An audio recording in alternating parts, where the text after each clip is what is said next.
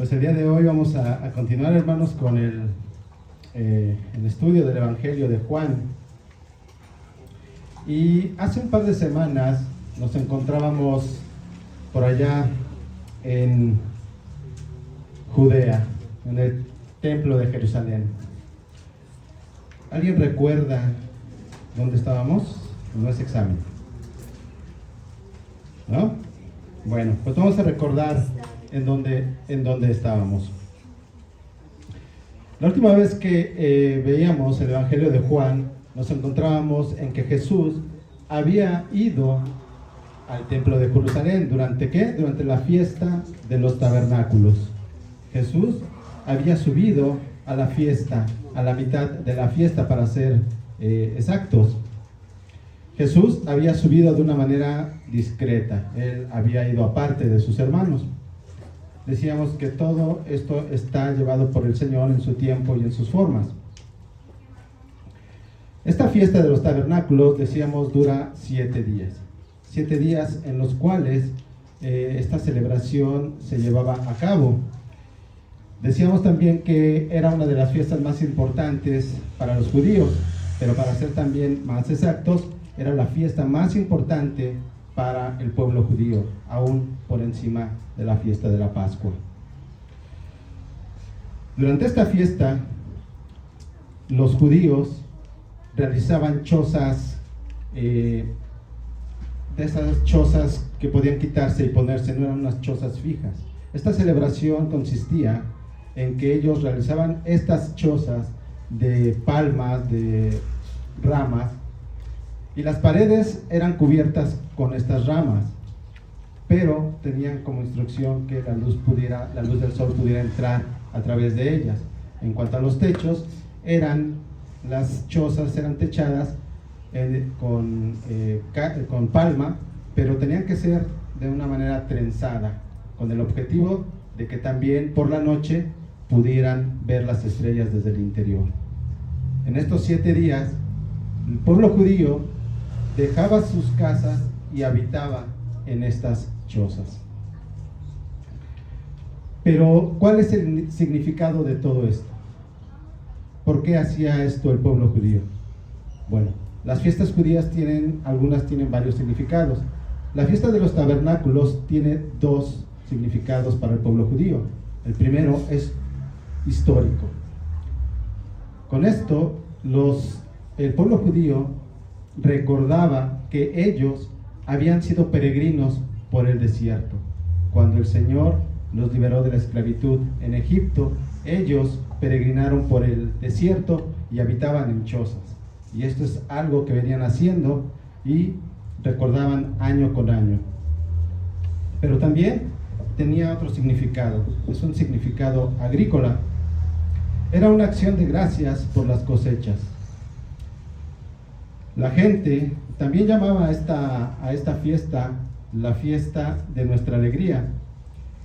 En esa celebración se daba gracias por las cosechas del trigo, de la cebada, que ya habían sido segadas, y también ya se había recolectado el fruto de la viña, es decir, las uvas.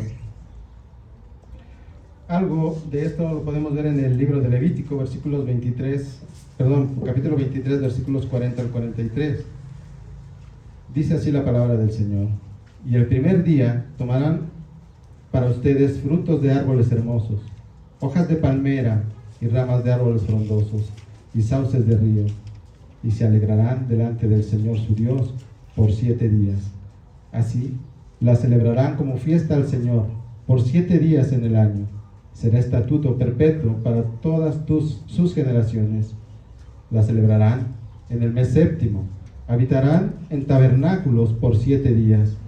Todo nativo de Israel vivirá en tabernáculos, para que sus generaciones sepan que yo hice habitar en tabernáculos a los israelitas cuando los saqué de la tierra de Egipto.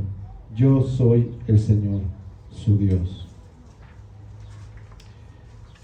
Ok, ahora que tenemos un poco más de conocimiento acerca de esta celebración, vamos a ver un poquito más en detalle qué es lo que hacían.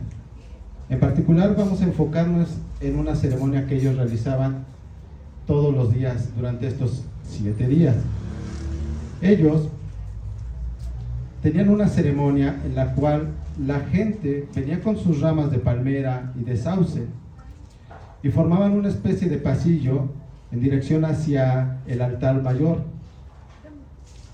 Sobre ese pasillo caminaba un sacerdote, el cual llevaba una vasija de oro de aproximadamente 1,5 litros de capacidad, y llegaba este sacerdote al estanque de Siloé y lo llenaba de agua. Posteriormente el sacerdote regresaba y al unísono toda la gente, cuando el sacerdote regresaba, ellos hablaban y decían y recitaban: con gozo sacarás agua de los manantiales de la salvación. Esto es el versículo 3 del capítulo 12 de Isaías. Pero además de esto, esta ceremonia era especial porque, como decíamos hace un rato, era una acción de gracias por las cosechas. Esta ceremonia también era una acción de gracias por el don del agua, una oración por la lluvia. Y recordaba también cuando el pueblo de Israel estaba en el desierto y salió agua de la roca cuando ellos no tenían que tomar. Ahora, esta fiesta se tornaba particularmente importante en el último día.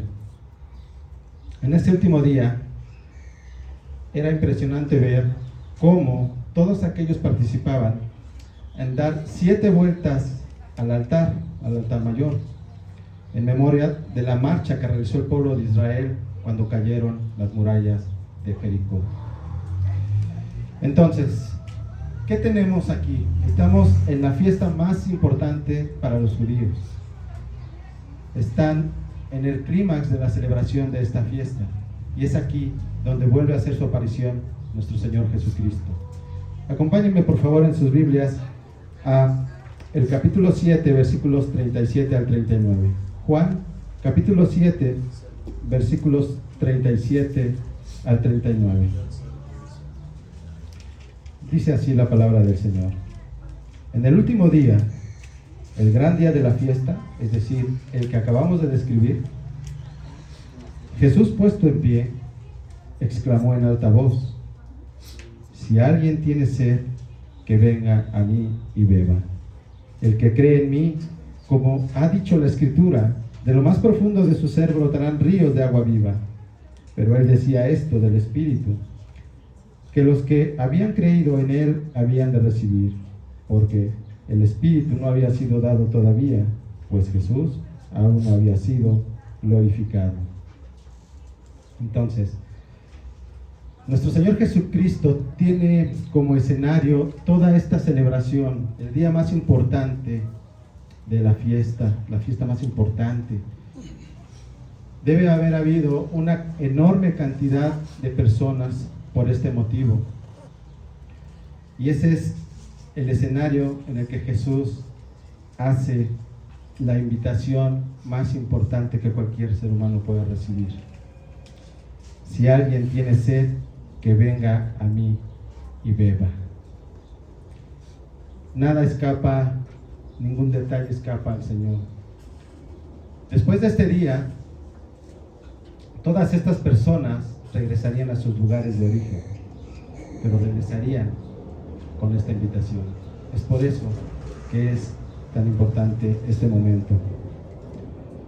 Jesús hace una invitación general, una invitación a todos aquellos que le están escuchando. Pero Jesús habla de la sed, pero él se refiere a una sed espiritual. Muchos de los que estamos aquí habremos experimentado algo parecido. Alguien ha tenido ansiedad en su alma, un vacío, un afán. ¿Te has preguntado cuál es el propósito en mi vida? ¿Tu conciencia no está tranquila? Bueno, esa es la sed a la que se refiere Jesús, la sed espiritual. Hoy también muchos de nosotros sabemos que lo que necesitamos es ser salvados, porque en un tiempo éramos esclavos del pecado. Y esa es la verdadera necesidad de todo ser humano. El pecado es tan fuerte que no nos deja ver realmente que somos sus esclavos, no nos deja ver que necesitamos ser salvados. ¿Y qué sucede? Empezamos a buscar soluciones en el mundo. Vamos en busca de lo que el mundo nos ofrece para poder saciar esa sed que nos lleva a tener una inquietud en nuestra vida que no sabemos qué es. Pero todo esto que nos ofrece el mundo, dinero, posesiones, poder, simplemente son como una especie de placebos que una vez que pasa su efecto, volvemos a sentirnos igual, vacíos, sin un propósito. Pero Jesús nos dice, Jesús nos invita a ir a Él para saciar esa sed. Pero estos versículos no solo nos dicen que Él saciará nuestra sed, sino que nos convertiremos en ríos de agua viva. Estas palabras de Jesús son parecidas a las que Él mismo dirigió a la mujer samaritana en el capítulo 4, versículo 14. Le dice el Señor Jesús a la samaritana: pero el que bebe del agua que yo le daré, no tendrá sed jamás, sino que el agua que yo le daré se convertirá en él en una fuente de agua que brota para vida eterna. Qué palabras de nuestro Señor Jesucristo. Tal vez nos podamos preguntar, ¿a qué se refiere el Señor Jesús con ríos de agua viva? ¿Qué quiere decir fuente de agua que brota para vida eterna? Bueno, estas palabras tienen una doble aplicación. Por una parte, como ya hemos mencionado, lo que nos está diciendo el Señor Jesús, que quien vaya a Él, por medio de la fe, será satisfecho abundantemente en todas y cada una de sus necesidades espirituales. Pero no solo eso, sino que como creyentes vendremos a ser para nuestros semejantes fuentes de agua viva, fuentes de bendición. Es lo que quiere decir el Señor Jesús.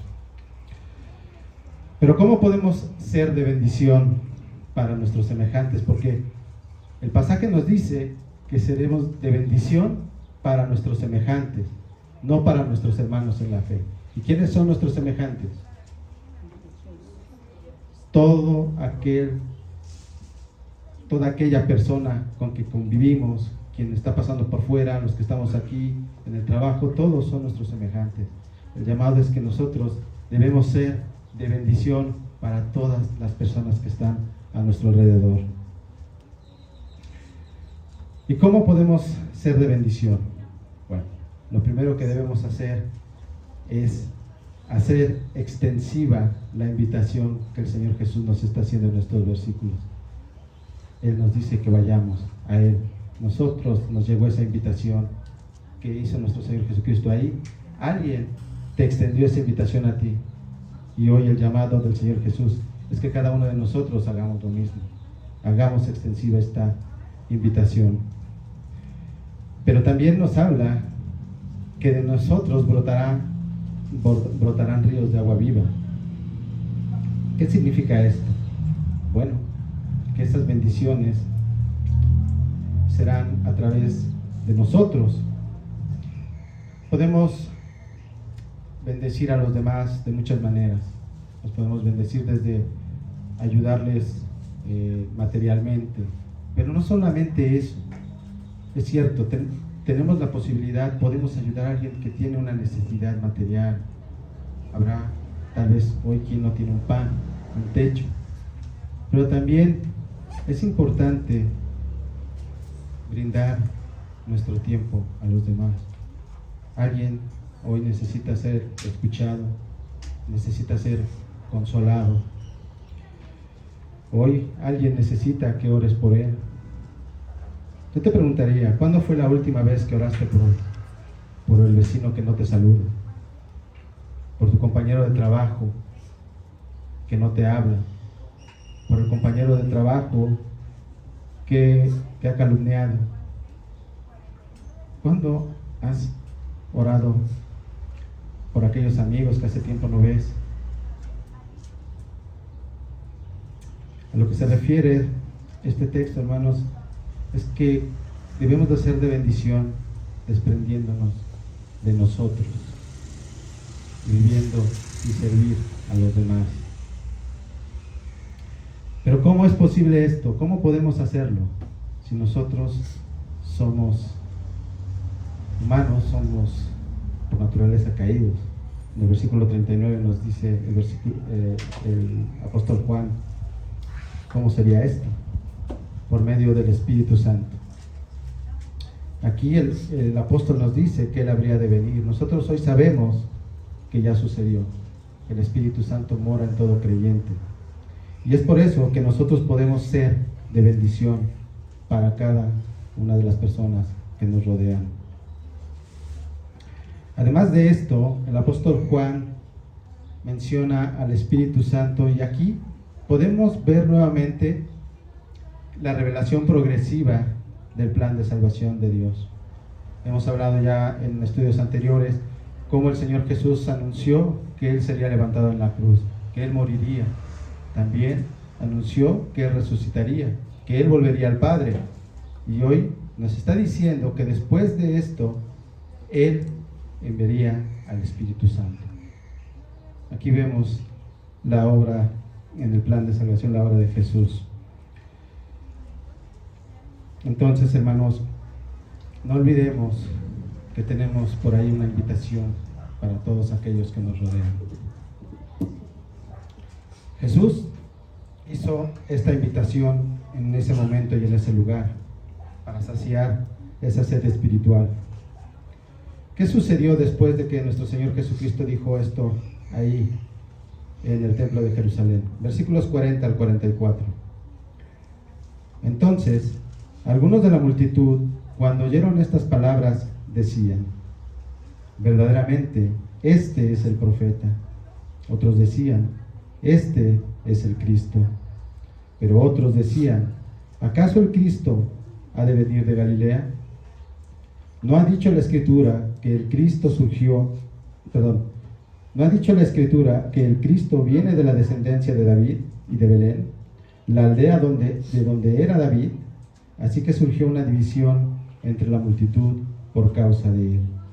Algunos de ellos querían prender a Jesús, pero nadie le echó mano. Al final vemos nuevamente la providencia del Señor, y los tiempos y los planes que Él tiene. Nadie le pudo echar mano. Pero aquí hay algo interesante. En el versículo 43 nos dice que surgió una división entre la multitud por causa de él. Vemos que algunos dicen que es el profeta, otros dicen que es el Cristo. En aquella época los judíos pensaban que el profeta iba a ser una persona y el Cristo otra. No es así. Jesús es ambos, el profeta y el Cristo. Aquel profeta al que se referían en aquel entonces los judíos es el que se describe en Deuteronomio 18, versículos 15 al 18, si lo quieren checar después. Ahí está, Deuteronomio 18, versículos 15 al 18. Entonces, decíamos que surgió una división entre la multitud por causa ¿de quién? De Jesús. ¿Eso les suena familiar hoy en día, hermanos? ¿Jesús causa división? Muchos de los que estamos aquí lo sabemos, lo hemos vivido. Muchas veces, y es algo que también debemos tener presente, y vamos a hablar un poco más a detalle adelante de esto, es que muchas veces es por desconocimiento de aquellos que nos escuchan. También pensemos que nosotros en algún momento no teníamos idea de quién era Jesús. Aquí vemos que unos piensan que es el profeta, otros piensan que es el Cristo, otros se preguntan qué había de venir de Galilea, porque ellos pensaban que Jesús era originario de Galilea. Es desconocimiento. Pero hay quienes dicen que depende cómo veas el vaso, medio lleno o medio vacío. Surgió una división entre la multitud por causa de él. Pero ¿qué sucede, hermanos, cuando alguien, por la gracia de Dios, llega a los pies de Cristo? ¿Qué sucede? Bueno, pues también sucede una unión. Cada nuevo creyente es unido a la iglesia de Cristo. Cada nuevo creyente es unido al cuerpo de Cristo. Es adoptado como hijo por Dios. Es unido a su familia. Y lo más importante, es reconciliado con el Señor. Entonces, tenemos que seguir haciendo extensiva esa invitación del Señor Jesús para que todos aquellos que el Señor llame sean unidos a la familia de Dios. Entonces, Jesús había causado división. Jesús había estado hablando en las diferentes fiestas y en diferentes momentos. Su fama se había extendido. Y a lo largo de todo esto, Jesús había exhibido también a los líderes religiosos. Jesús ya representaba un peligro para los fariseos, para los escribas. Es por ello que ya tenían intenciones de matarlo. En el versículo 32 del capítulo 7, recordemos que ahí los fariseos habían enviado a un grupo de guardias para aprender a Jesús. Y es aquí, ahora en los versículos 45 al 52, en donde vuelven a hacer aparición los guardias. Veamos qué nos dicen estos versículos 45 al 52. Entonces los guardias vinieron a los principales sacerdotes y fariseos, y estos les dijeron: ¿por qué no lo trajeron? Los guardias respondieron: jamás hombre alguno ha hablado como este hombre habla. Entonces los fariseos les contestaron: ¿es que también ustedes se han dejado engañar? ¿Acaso ha creído en él alguien de los gobernantes o de los fariseos? Pero esta multitud que no conoce de la ley, maldita es. Nicodemo, el que había venido a Jesús antes y que era uno de ellos, les dijo: ¿acaso juzga nuestra ley a un hombre a menos que le oiga primero y sepa que lo que hace? Ellos le respondieron: ¿es que tú también eres de Galilea? Investiga y verás que ningún profeta sale de Galilea. Los fariseos insistían en que Jesús era de Galilea. Nosotros sabemos que no es así. Bien. A la pregunta de por qué no han llevado los guardias a Jesús, la respuesta de los guardias es: jamás hombre alguno ha hablado como este hombre habla. En otros versículos, en el Evangelio de Mateo, también hay una referencia a cómo hablaba y enseñaba nuestro Señor Jesucristo. Mateo 5, versículos 28 y 29. Cuando Jesús terminó estas palabras, las multitudes se admiraban de su enseñanza, porque les enseñaba como uno que tiene autoridad y no como sus escribas. Entonces, podemos imaginarnos cómo se sentaba nuestro Señor Jesucristo a enseñar con toda la autoridad, pues es la palabra viva. Él podía explicar la palabra, enseñarla sin ningún reparo, y no como sus escribas, dice aquí el versículo. Pero bueno, para poder más o menos ver el impacto que tuvieron las palabras de nuestro Señor Jesucristo en estos guardias que no le prendieron, pongámonos por un momento en los zapatos de estos guardias para poder dimensionar las palabras de nuestro Señor Jesucristo. Los fariseos habían enviado guardias, es plural, Entonces, obviamente, enviaron un grupo de guardias lo suficientemente grande para asegurar que nuestro Señor Jesucristo fuera aprehendido. ¿Ok? También, al ser guardias, obviamente, ellos estaban preparados físicamente para poder llevar a cabo esta orden en caso de que se presentara algún problema, alguna pelea. Pero no solo eso. Algunos de mis hermanos que conocen este tema de la disciplina en las organizaciones de policía o algo así, saben lo importante que es la disciplina. El obedecer una orden de los superiores es algo que no se puede negar a alguien que está sometido a esta autoridad. Entonces, los guardias pueden o no pueden llevar a Jesús. Están preparados, están entrenados, son varios. ¿Por qué no lo llevaron? Quedaron impactados y no les importó el castigo que pudieran sufrir por no haber cumplido con esta orden. La respuesta a todo esto que está sucediendo por parte de los fariseos es una respuesta que nos deja ver el corazón de aquellas personas, el corazón de los fariseos. Ellos empiezan a lanzar una serie de preguntas, las cuales lo único que muestran es ese desagrado que tienen por todos aquellos que no son como ellos. Tienen la única intención de denostar a quienes no son de su clase. Hacen ver como ignorantes a aquellos que empiezan a creer en Jesús. Era tal su arrogancia de esta clase que tenían una especie de ley rabínica en la que ellos no podían mezclarse con la gente común. Ellos no podían dar testimonio a favor de alguien del pueblo, y menos recibir un testimonio de ellos. Tampoco confiaban absolutamente en ellos. Tampoco aceptaban que la gente del pueblo les acompañara. Pero no solo eso, les estaba prohibido invitar o ser invitados por estas personas del pueblo, la gente común. Llegaban al extremo de que, de manera de que fuera posible, no les compraran ni les vendieran nada.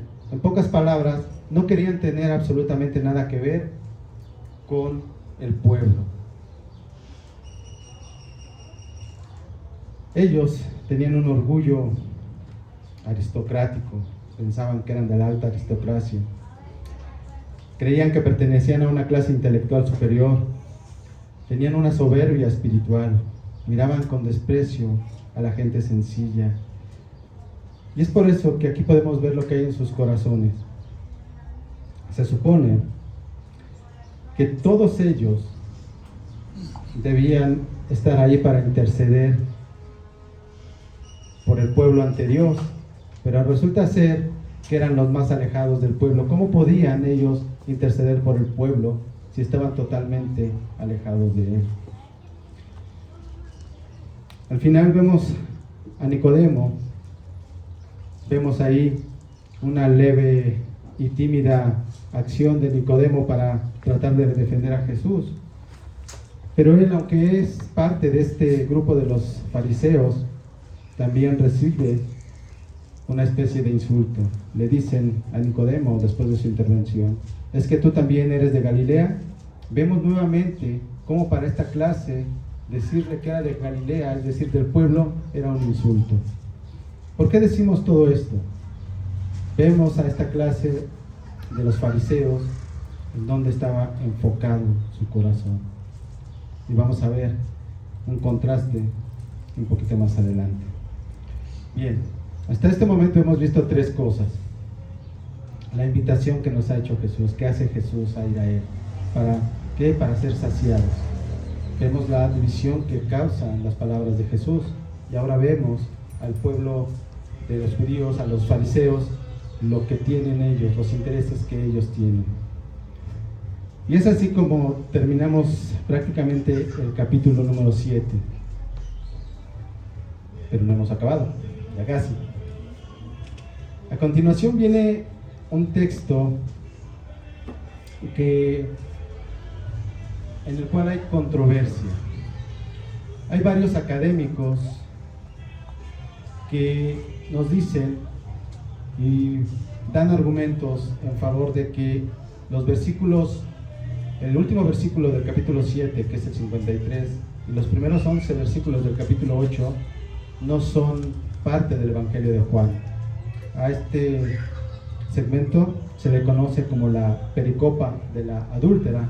Creo que todos conocemos este pasaje en el que llevan delante de Jesús a una mujer sorprendida en adulterio.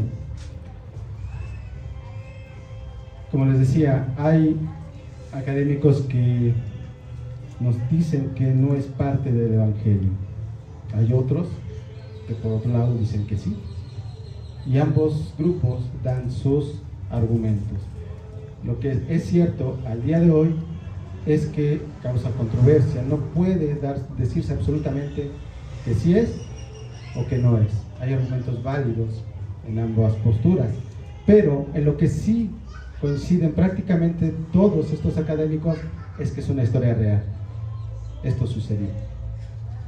Y pudo haber venido y llegado al Evangelio a través de la tradición oral. Recordamos que esto era algo que también realizaban los judíos. Voy a leer rápidamente algunos puntos por los cuales los académicos creen que no es parte del Evangelio. El primero es que en manuscritos previos al año 400 no existe esta parte en el Evangelio de Juan. Empieza a aparecer en manuscritos después de este año, después del año 400, pero aparece en diversas partes del Evangelio. En algunos manuscritos aparece después del versículo 36, aquí en el capítulo 7, otros después del versículo 44 y otros después del 52, que es lo que vemos en nuestras Biblias. También hay académicos que dicen que la secuencia, el flujo de la lectura se rompe cuando se inserta este bloque de versículos, que si lo leemos desde el versículo 52 del capítulo 7 no se pierde coherencia si saltamos al capítulo 8 versículo 12. Los padres de la iglesia primitiva antes del siglo IV no hacen mención de este pasaje. Entonces podríamos preguntarnos por qué está en nuestra Biblia o por qué lo vamos a abordar. Bueno, y también por qué decimos esto.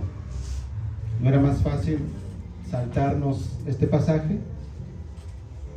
Pues no, porque ¿qué sucedería si algún hermano que está creciendo en la fe llega a alguien y le dice y le muestra que ese pasaje no está en el Evangelio?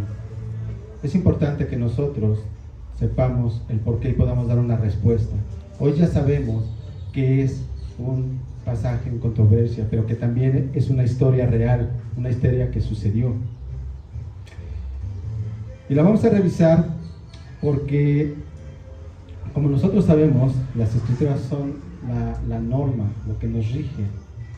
Y es a partir de la Biblia que nosotros debemos de ver todo hacia afuera.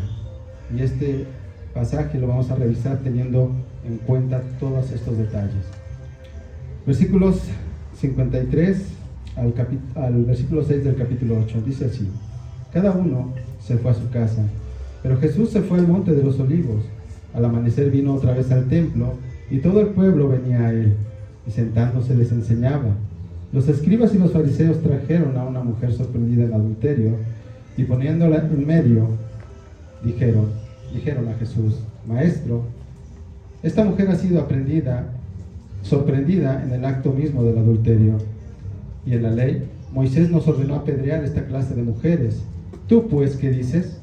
Decían esto, poniendo a prueba a Jesús, para tener de qué acusarlo. Pero Jesús se inclinó y con el dedo escribía en la tierra. Bien, vemos aquí claramente la intención de los judíos de llevar a esta mujer delante de Jesús. Los líderes religiosos continúan con la misma estrategia de querer condenar a Jesús, confrontándolo o llevándolo a condenarlo a través de algún quebrantamiento de la ley.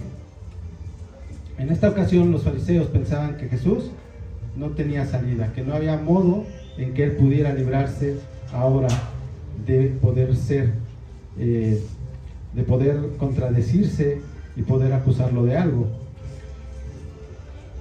¿Por qué decimos esto? Bueno, porque si Jesús decía que la mujer debía ser apedreada, traería como consecuencia una contradicción en todo lo que había dicho Jesús y cómo se había comportado. Él había adquirido una reputación de ser alguien piadoso. Por otro lado, si él decía que perdonaran a la mujer, dirían inmediatamente que Jesús enseñaba a quebrantar la ley de Moisés y que estaba fomentando el adulterio. Parece ser que efectivamente Jesús no tiene salida. Pero ¿qué sucedió después? Versículos 7 al 11. Pero como insistían en preguntar, Jesús se enderezó y les dijo: el que de ustedes esté sin pecado, sea el primero en tirarle una piedra. E inclinándose de nuevo, escribía en la tierra. Al oír ellos esto, se fueron retirando uno a uno, comenzando por los de mayor edad, dejando solo a Jesús y a la mujer, que estaba en medio. Enderezándose Jesús, le dijo: mujer, ¿dónde están ellos? ¿Ninguno te ha condenado? Ninguno, Señor, respondió ella.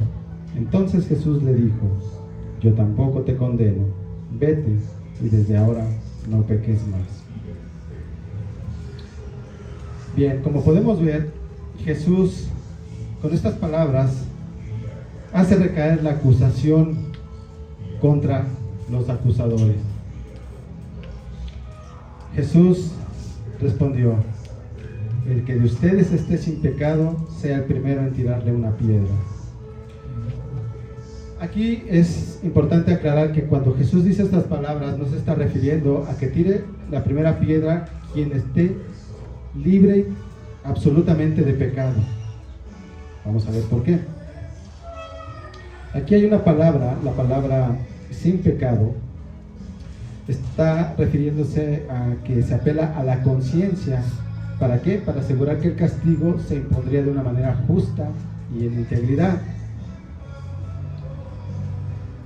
¿Ok? Bueno, más claro. En el griego, la palabra que se ocupa aquí es anamartetos, que, según el contexto, podría decir que aquel que esté sin deseo pecaminoso. Es decir, que si llevamos esto a las palabras de Jesús, lo podríamos interpretar de la siguiente manera: sí, la pueden apedrear, pero solo si nunca han deseado cometer ustedes el mismo pecado. Y esto va de acuerdo con lo que nuestro Señor Jesucristo dijo también en Mateo, versículo 28. Pero yo les digo que todo el que mira a una mujer para codiciarla, ya cometió adulterio con ella en su corazón. Entonces, ¿qué sucedió? Uno a uno de los acusadores empezaron a retirarse. Lo hacen en silencio. Nuevamente Jesús les muestra y los confronta con su pecado.